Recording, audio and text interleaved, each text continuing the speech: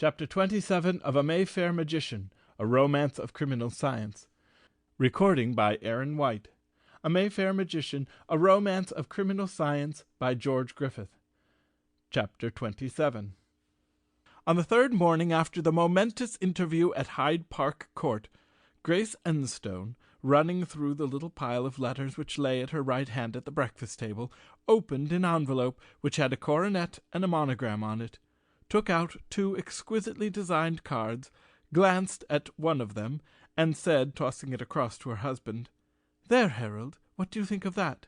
The gossips were right after all, don't you see? But what if your suspicions about him are right, and the poor princess were to find it out too late, to wake up some fine morning and find that she had married such a man as Collier Banfield was? Don't you think—" "No, dear, I don't," he replied somewhat coldly. "I know what you are going to say. Don't I think she ought to be warned before she takes the fatal step? Certainly not. It is no business of ours to interfere with the matrimonial projects of an experienced woman of the world like the Princess Natif. If she chooses to marry without inquiring into his antecedents, what on earth has that to do with us?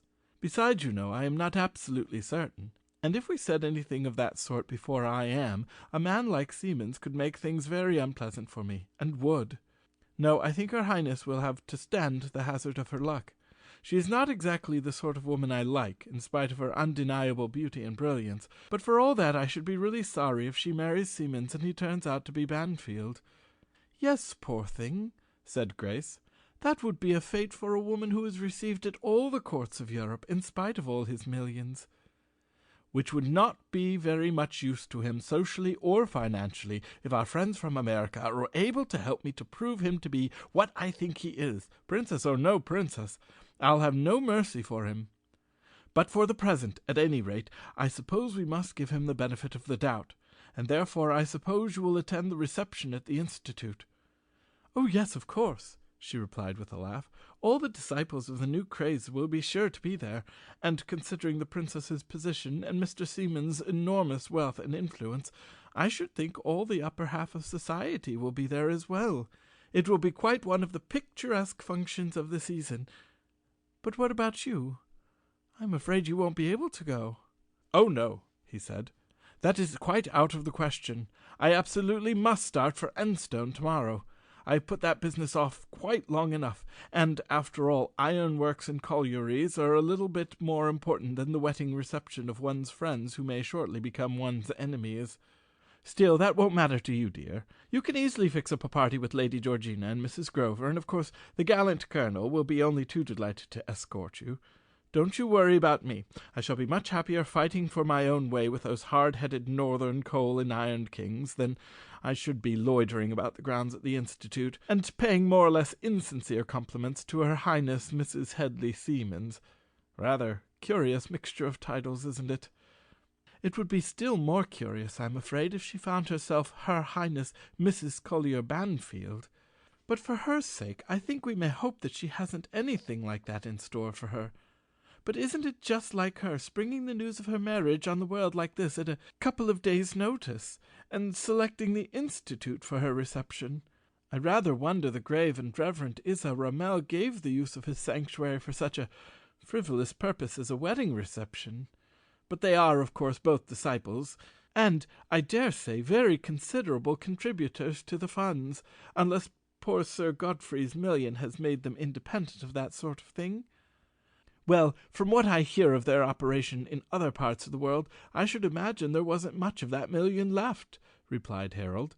"And without any undue prejudice, it is a jolly good job that your late lamented uncle isn't still in the position to devote more millions to the object which Isa Ramel and the rest of them had apart. Now, dear, I must be off. I suppose your most immediate concern now is something dazzling in the way of costumes for the function." "Of course," she replied with a laugh. "What else do you suppose a woman would be thinking about under the circumstances? I shall have the Victoria at once and go and see Lady Georgina and Mrs. Grover, if I can catch them before they go out, and have a good talk, and then we'll go and enjoy ourselves in Dressland." "Right you are, dear," he said, going round the table and taking her by the shoulders. "Good morning. You go and spend the money on fineries, and I'll go and see if I can make a few pounds to repair the damage." "A few pounds!" she laughed when she had returned his kiss. "I am afraid it will come to rather more than that, you mercenary person. But after all, it won't make a very big hole in those thousands of thousands that you keep on piling so recklessly on top of each other. Now get away to your old money-making. I must go and see Harold II, and then dream about dresses." The Princess Natif's wedding reception at the Institute of Psychic Science was, as Grace Enstone had so innocently anticipated, a very brilliant, in fact a triumphal, success.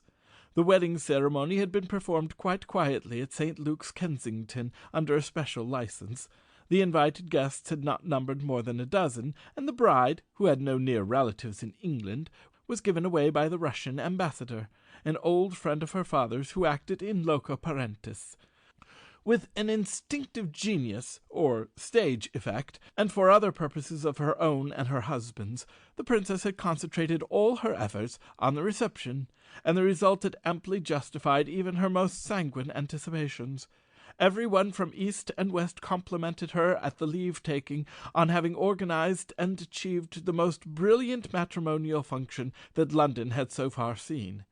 But the real achievement for which the function had been organized had not yet been accomplished. It was a difficult, and, as some might have thought, practically impossible task to spirit such a well-known woman as Mrs. Harold Enstone out of London in the full swing of the season, and to cause her thenceforth to vanish from the world which knew her so well. And this had to be done if the unholy marriage compact was to be kept, and this carefully arranged opportunity could never be repeated. Her husband's absence had in one sense confused the plans of the conspirators, but in another had simplified them. When Grace came with Lady Georgina and Mrs. Rowell Grover to say good-bye and offer their final congratulations, the princess slipped her arm through hers and drew her aside, towards the door of the big reception-room. "My dear Mrs. Enstone," she said, in a voice in which Grace immediately recognized a note of apprehension, "I want you to do me a very great favour. Will you?" "Of course, if I can," replied Grace. "Under the circumstances it would be difficult to say no, wouldn't it, even if one wanted to, which I don't. What is it?" "To begin with," said the princess, "I am going to ask you to come and have a little private chat with me. It isn't quite the sort of thing that I can explain to you here, but really I can assure you that to me it is of the most vital importance. It is rather hard," she went on in a whisper, "that a shadow, and a rather dark one too, should fall across a woman's life path on her wedding day. But that has happened to me, and you are the only one that can help me clear it away. Perhaps you understand?" "Yes," said Grace, remembering what her husband had said at breakfast-time 3 mornings before. "I think I do. At least, if it has anything to do with Mr. Seamonds, and a case of questioned identity." "Exactly," whispered the princess. "That horrible rumour reached me only last night, on the eve of my wedding day, but my faith goes where my love goes, and by something like a miracle my husband has, within the last few hours, received evidence which enables him to absolutely destroy all ground for that terrible suspicion. We had hoped your husband would be here, but we will give the proofs to you, that you may give them to him. Now will you come with me?" "Of course I will," replied Grace. "Who am I that I should refuse to make a bride happier upon her wedding day?" "Thank you, dearest," whispered the princess. "You will truly be my good angel if you will. Now we will go and say good afternoon to our mutual friends. You can tell them that you are going to stop a little while with me, and I shall have a message sent to your coachman to wait for further orders, and then we can go and have our talk." They made their adieu, and Grace followed the radiant bride out of the reception-room and down the long curtained corridor which led to the sanctuary of secrets. "This, I think, dear Mrs. Enstone," said the princess very sweetly, drawing the red curtain aside and opening the door, "is one of the most interesting rooms in the Institute, and only those of us who are earnest students of the mysteries have been admitted so far, and as I want our little talk to be very private, I've taken the responsibility of bringing you here." She stood aside, holding the door half open, and Grace walked past her with her head slightly bowed. The next instant the door closed sharply behind her. She raised her head, and to her utter amazement her eyes met those of Jenner Halkyne. The convict, who, as she had believed for the last 3 years, had paid the penalty which discharges all the debts of humanity and opens the prison gates forever. "Uncle! Uncle, is it really you? No, it can't be possible. You've been dead." "In one sense, yes, my dear Grace," replied the long familiar voice as he came towards her, his eyes staring straight into hers. "Socially and professionally, yes, but physically, as you can see, no. Circumstances have unfortunately compelled us to be strangers for too long. But thanks to the princess and her husband, with whom we shall have a little important talk shortly, I am able to renew your acquaintance, and this time I trust that it will not be broken off quite so abruptly as it was before." As he had gone on speaking, every word had come more slowly from his lips, and his eyes had come closer and closer to hers.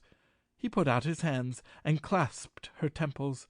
She saw his 2 eyes merge into one all-compelling visual force which she recognized as the once familiar instrument of the masterful soul behind the eye. Her own sight grew dim, her senses began to wander. She struggled hard to keep her self-control, but it was no use. Her limbs relaxed, and she began to sway from side to side. She had a sense of being caught and lifted up, and then, through the mists of the dreamland into which she was sinking, she heard a voice which she dimly recognized as the princess's, saying, "It's very wonderful, Doctor. I don't think there should be any great difficulty after this." End of chapter 27.